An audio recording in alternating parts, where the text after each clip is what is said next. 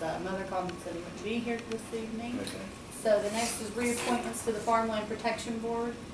Yeah, I just had this separated from the other possible actions, and I just wanted to clarify that these members were members that were seated already, and that they represented the constituents as far as the type person they needed on this board. They all represent that. So, is there any other concerns that you all have? They're basically, they're automatic picks. Yeah.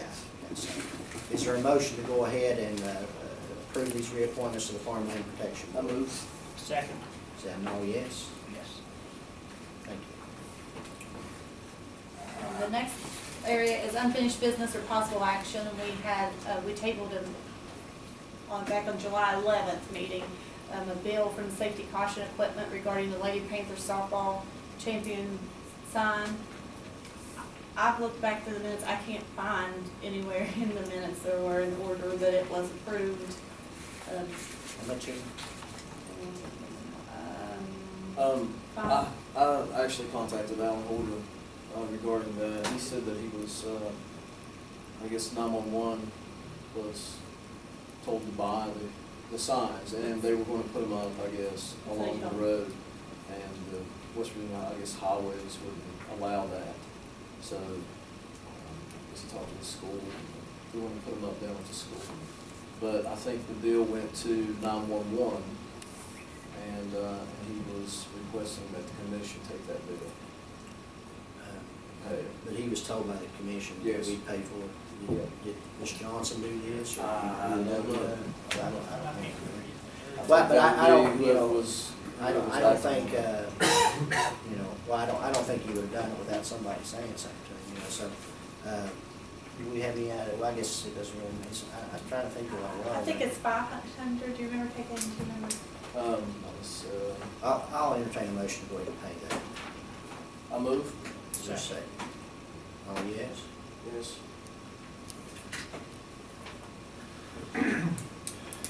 Next on the agenda is Rick McDowell, Ryan Jefferson with Left Fork Water Project and Camp Lakeview. Thank you.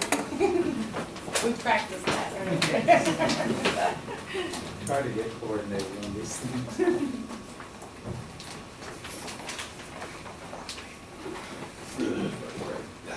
Good evening, Commissioners. After much ado, many emails, and much poking and prodding, Phase 5 is on the ground running. We finally got approval, and I'm starting the bid advertisement tomorrow.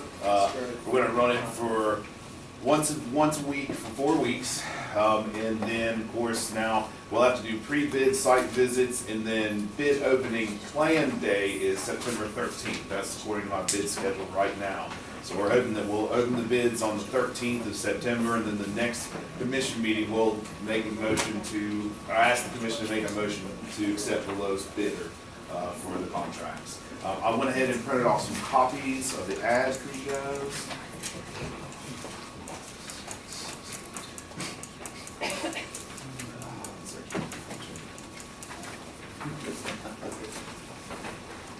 Just a brief review of exactly what we're doing. You know, off the top of my head, I know we're going to install 16 new wastewater systems. We're going to rehabilitate 6 previous ones, and then we're going to make electrical upgrades to 6 previous ones. That's our plan. I think our rough budget was around $630,000 off the top of my head. The other thing was, so if we get, that's good. Sorry, Charleston Gazette is where that's going to be advertised. So if we get the bids opened on September the 13th, then we're hoping to start construction sometime in November, maybe like November the 1st was our guesstimated date. Of course, that'll be weather permitting too. We're not going to do it in the snow or in the rain, so we'll wait until the weather's good if we have to. But we finally got approval, and it's on the ground running. So that's great. So when you're going to send this in to the Gazette, what day do you plan on doing that? It's already sent in. It's already sent in? I've already submitted it. It's going to start publishing tomorrow. How long do you think that'll run for? Once a week for 4 weeks, so it's like 30 days or close to. Okay. That's good. Yeah. And the DEP's rules, it has to go into a newspaper with statewide. Leadership, I don't know what the word is. Sorry. Just really excited to start. Yeah, we're happy about that. What's coming around now is about phase 4, but it also ties into phase 5 because, as Ryan said, it doesn't look like we'll actually have the permission to start until the 1st of November, probably. We've got to be able to get from now till then. So if you look at that first page, it shows you that currently in phase 4, we've got $43,000 unspent, but of that $43,000, almost $25,000 is committed to the final system, which is being put in as we speak. So that leaves us $18,000. We will spend that $18,000 down for November 1. One of the challenges we have to figure out is what things we've got to pay with that $18,000. The state will allow us to pay from the new project, but they won't give us the money until November 1st, probably. So what I'll do is I'll come to you all, probably the next meeting, with a proposal asking the commission to upfront us the cost of certain items for phase 5 so that we make sure we get that going. But I just want to let you know that. The other thing that we have done, though, on the second page, we've asked the DEP to extend phase 4 until the 15th of November, just to make sure that we can spend out all that kind of money. That's generally not a problem. So phase 4 is lasting a little longer than we thought it would be. The next page. Several months ago, I asked the commission to classify Ryan as a salary exempt employee, which would mean that if he worked more than his 37.5 hours a week, he wouldn't be eligible for any overtime. And so we've been keeping track of how much he's been working over, and it's averaging about 10 hours a month, which is not a huge amount, but it is 10 hours a month. And so I did a little math, okay? 10 hours a month is about 7% of a normal 150-hour month work week. We look at what he's getting paid per hour, that's 7%. 10 hours a month is 7%, okay? 7% of what he's getting paid per hour is at $1. So I didn't know if the commission would consider raising his salary by $1. The grant would cover that. It wouldn't be anything extra. We've got the money in the grant. So that would be a recommendation to make it a little fairer for the work that he's doing, considering the fact that he's putting in more time than he's getting hourly wages. And that's reimbursed to the program. Would be reimbursed from the program, would be reimbursed by the commission. Yeah, I move, reduce the salary by $1. $1 per hour. $1 per hour. I'll second. Is that an all yes? Yes. All right. Okay. Motion passes. Congratulations. Okay. You can drive home and Yeah. buy the gas. Have the money for vacation. All right. The other issue about Ryan, I separated him out, was when we developed phase 5, Ryan did not get a raise as part of moving on to phase 5. And the idea was that instead of getting a raise, the project would pay for his insurance. Okay. So we budgeted money in the project for his insurance. We budgeted just over $6,000 for the insurance. And the hope was that we could get insurance through, well, which would be through the commission. That's been pushed forward, the Affordable Care Act. So he's not going to be able to get insurance through the commission during phase 5, but we budgeted that money. So one thought is, would it make sense to put that money into a salary, and if you wanted to, you could buy insurance for that? I wasn't sure on how to handle this one, but I just thought I'd bring it to the commission that we've got that $6,000 in the line item for his total compensation package. But at this point, we can't buy any insurance through the commission with the $6,000. I don't know how to think If of you give it to him as salary, he's gonna have less money. Kind of take fixed costs out. it. Right, he's gonna have to So pay. he'd be better to have a grant, for lack of a better word, if we didn't do insurance, give him money for insurance, let him worry about finding it. Give him whatever the money you had budgeted, 6,000, 6,000. and if he buys insurance, fine, if he doesn't, then give it to him, I guess. Right.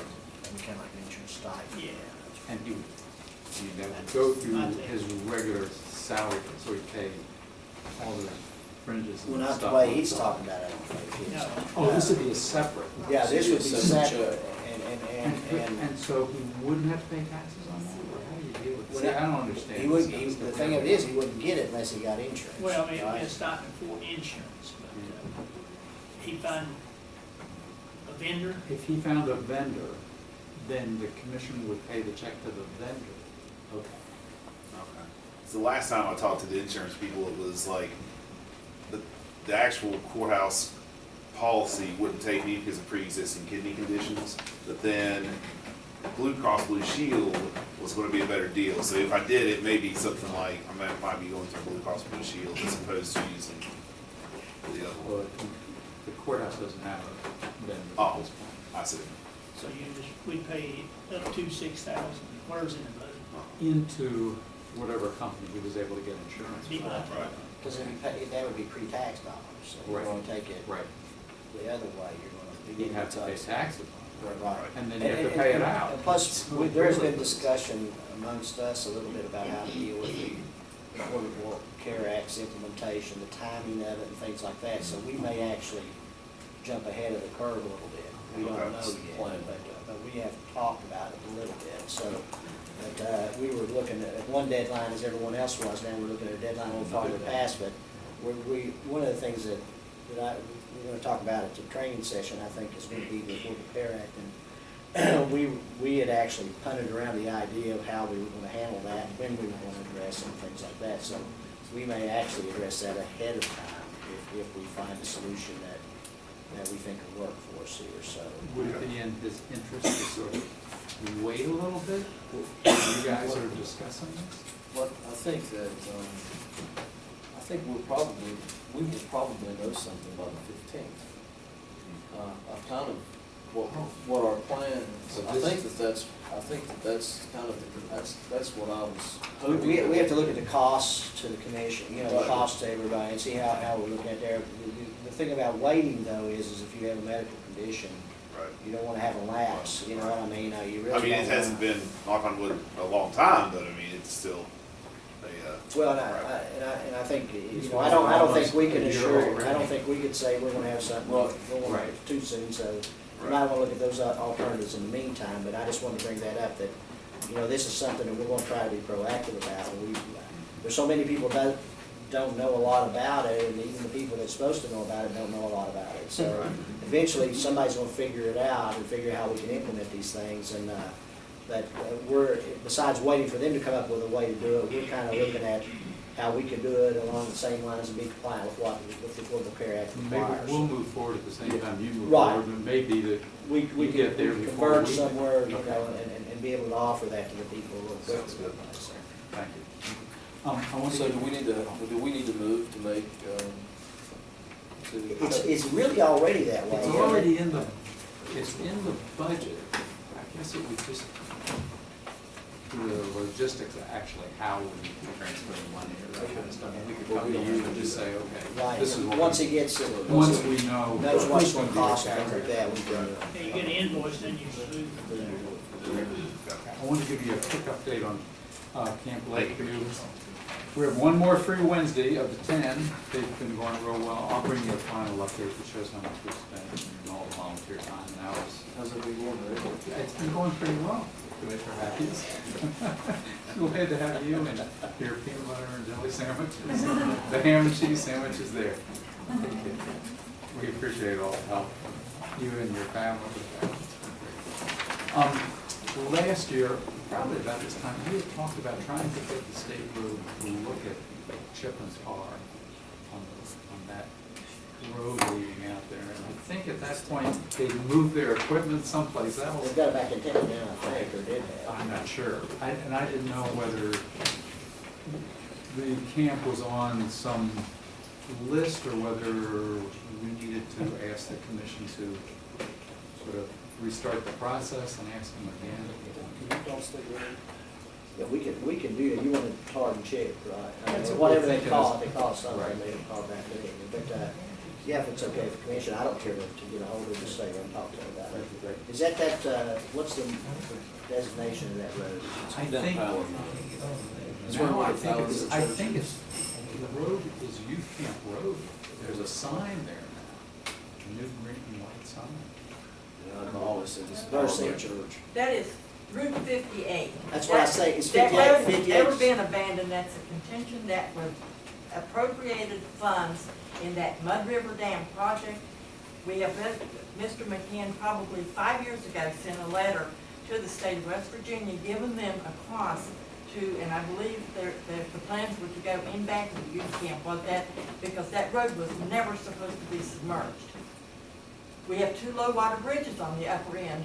We were flooded in and out twice last week. I mean, it's created a major problem in that area, so I'm glad to hear it come alive. I talked, I think I told you on the phone that I talked with Mr. Lawson a couple of days ago concerning that 58-1, I think his same branch up your way and Right. things, but I'll get in touch with him about tar and chip and that, and see if we can get that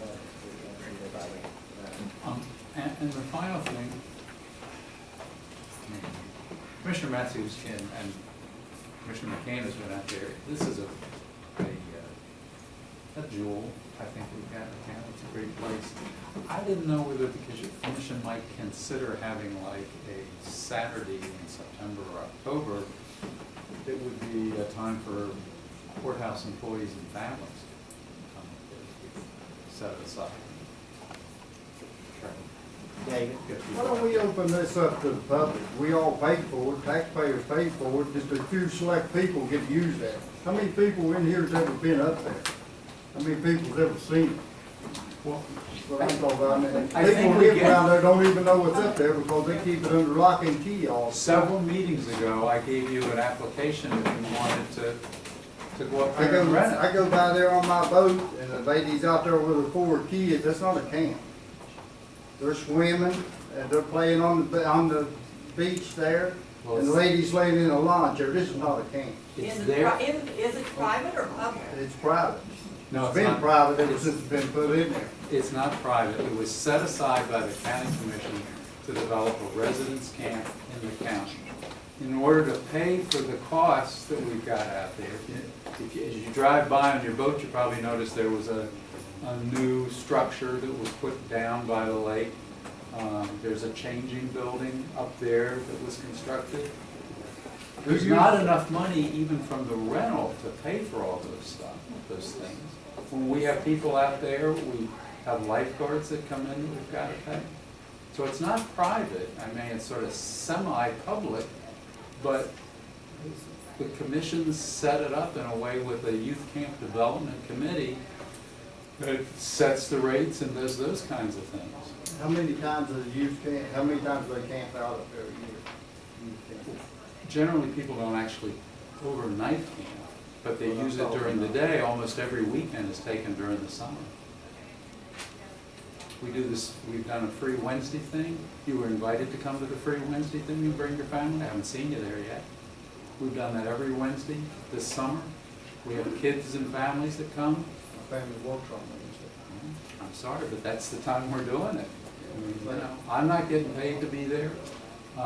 Mr. Matthews is not getting paid to be there. We're there for the good of the community to open it up. There are people from the So Mud we're River up, let's area. take the gate down, let everybody up there. Well, but I think if we took it down, you wouldn't have any kind of supervision. I don't think it's You've safe. got 3 DNR officers down there. The DNR officers are not qualified lifeguards. They're not there to watch kids when they're in the water. We feel it's really important for What safety's about sake. the swimming area up there? DNR takes care of it. It doesn't take care of the swimming area on the side where the commission has set aside the property. And I think if you go to the other side, you'll find that there are no lifeguards there. DNR takes care of it. I don't think DNR people are qualified lifeguards. You can ask for their certification. That don't have nothing to do with it. Excuse me? That don't have anything to do with it. Licensed lifeguard there, there's a beach over there that swim every day, there's a licensed lifeguard there. I guess the feeling I've gotten from the commission is that on the thing that's theirs, they want to make sure that the public safety is good. And you have a lifeguard in order to make sure it's safe. Everybody else, they're all good. Right now, it's, there's a board, the Camp Lakeview Board, that I think I've talked to you about this, to set policy on that. And in order to make a change like that, we would have to actually go through policy with that board. Am I correct? There would have to be a change of policy, for something like that to happen right now. How is it funded? Where's the appropriation coming from? Is it through taxpayers or? It is, how it's it- through, we actually, we set aside, I think it was $12,000 this past year to give to, Camp Lakeview. I'm on the board, I mean, Well, I see in the economic development, there is money appropriated. I mean, there's along with the center, like $2 million for that, for Camp Lakeview. I mean, it's pretty elaborate plans. Is that still a part of the plans? You mean the big pie in the sky plans? That's right. Yeah, I think it's still, it's probably there for the big pie in the sky plans, but at this point, there's none of that $2 million to create a residence camp. But isn't that the long range plan? Isn't that? But has been to create a residence camp so that you could actually have, a basketball Because the camp Blackwood out doesn't- there, a band camp, you could do 4-H camps, other counties would rent it. Well, the Blackwood Design Group was hired to implement that, and I've seen it on the website. It was for all the dormitories and the different, So did you say that there's $2 million of economic development money for that person? Well, it was extended. I don't know that it was ever became funded, but that was. That was an estimate of how much it might cost. Correct.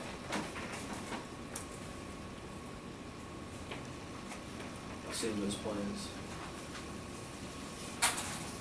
All right, thank you. The next is the new business, which I want to review. I just want to make sure at the very last one, that you need to appoint a fiduciary commissioner for this, stated that Eugene Fry, I spoke with the girls in the county clerk, they said usually it's Linda Wickman or Joe Stevens, but you all probably know that, but I just, Let's take that one separate because it requires a different Okay. type. So we have a motion to appoint a member for the state of Eugene Fry.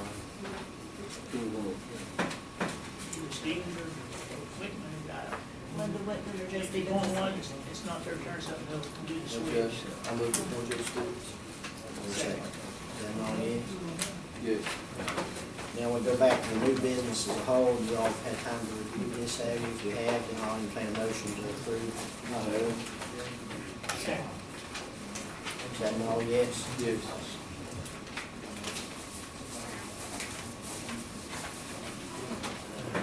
And now we're to commission concerns and communications, so, President Mann.